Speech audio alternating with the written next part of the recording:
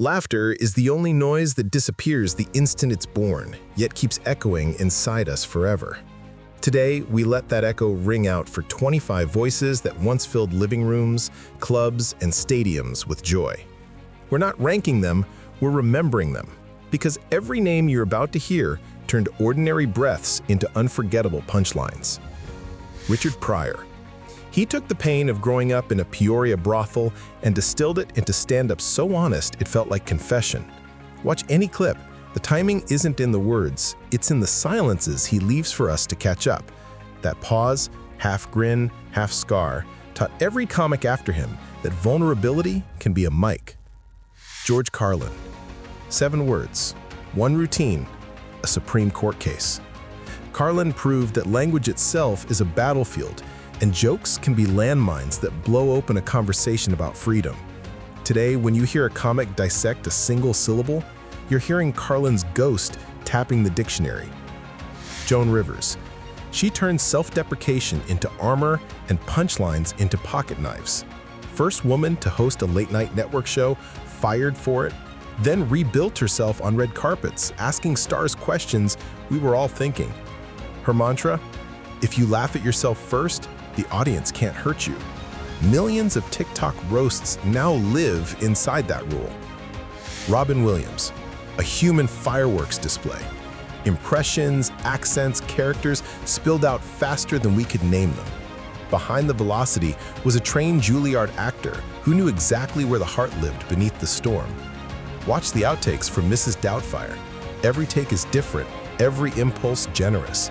He reminded us that improvisation isn't chaos, it's kindness in a hurry. John Candy, the big man who made softness heroic.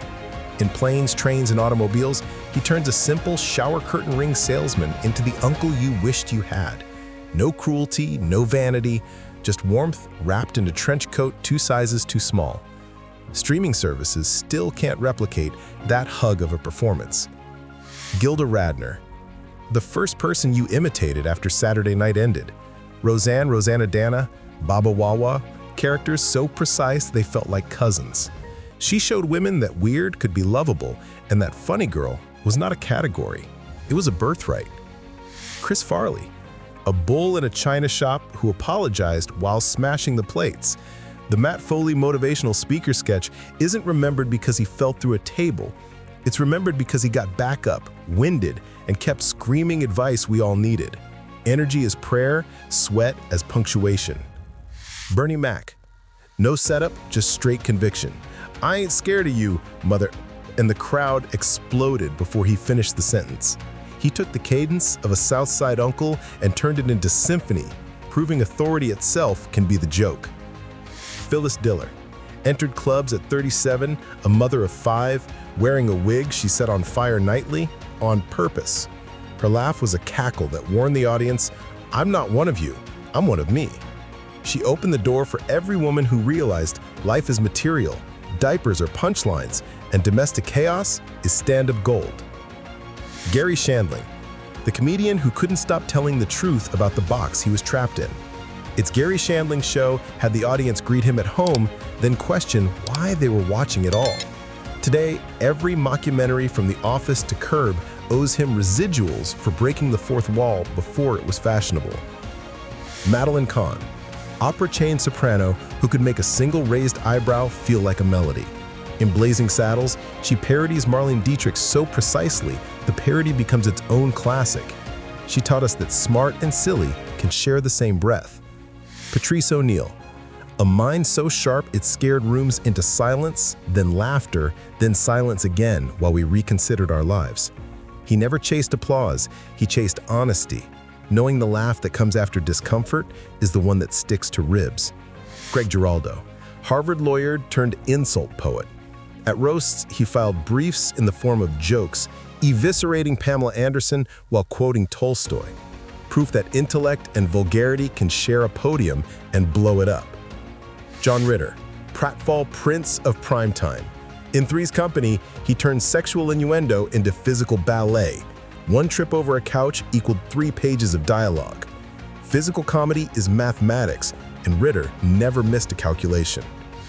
Don Rickles, the merchant of venom who never carried inventory. He created it on the spot.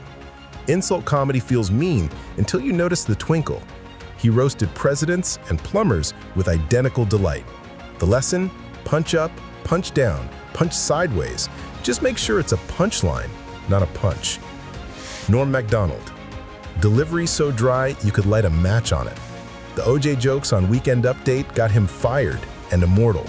He proved the audience doesn't have to agree with the joke. They just have to believe the joker believes it. Betty White.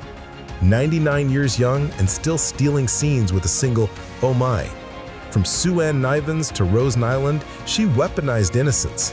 Every tweet she sent in her 90s hit harder than comics half her age, reminding us that timing is genetic if you're born with it. Phil Hartman, the man of 1,000 voices, each one eerily complete. He could anchor a sketch, sell a commercial parody, then glide into news radio without changing his pulse.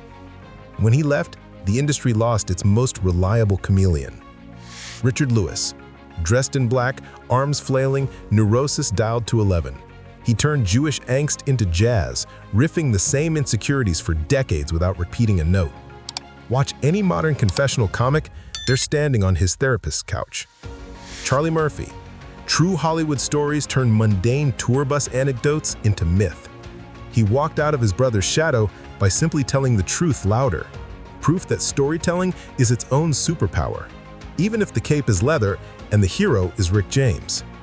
Paul Mooney, writer for Pryor, architect of In Living Color, he could make the N-word sound like Shakespeare if Shakespeare had grown up in Oakland. Satire so raw it required a warning label, and every sketch he touched still bleeds relevance. Shelley Long, Diane Chambers, the know-it-all waitress you couldn't hate. She made pretension lovable, gave sitcoms permission to be literate. Every will they won't they couple on TV today splits their tab at her bar. Bob Saget, Danny Tanner by day, filthy poet at night. He carried a unicorn backpack full of curse words, proving dichotomy is marketable. His aristocrat's joke is a filthy symphony. Listen once, never forget. Gilbert Gottfried, a voice like a car alarm that learned English. In Aladdin, he turned a parrot into a scene stealer, then whispered the most offensive 9/11 joke ever told at the Friars Club because he knew laughter is a pressure valve and someone has to turn it before the boiler bursts. Carl Reiner, the eye at the center of the hurricane, created the Dick Van Dyke Show, wrote comedy novels at 95, tweeted jokes until the final month.